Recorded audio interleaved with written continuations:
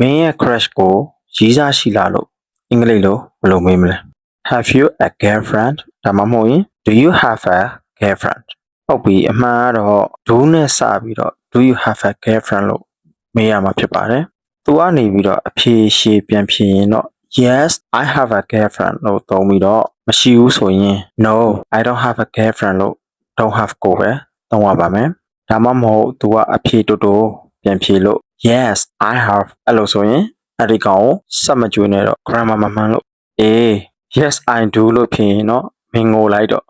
No I don't လို့ဖြေရင်တော့မင်းပြောလိုက်ပြီတော့ဒါဆိုရင်နောက်တစ်ဆင့်ထပ်တက်လိုက်တော့ I have a crush on you ငါတော့မင်းပေါ် crush နေပြီလို့သာပြောချပလိုက်တော့ကွာကဲမှတ်ထားနော် I we you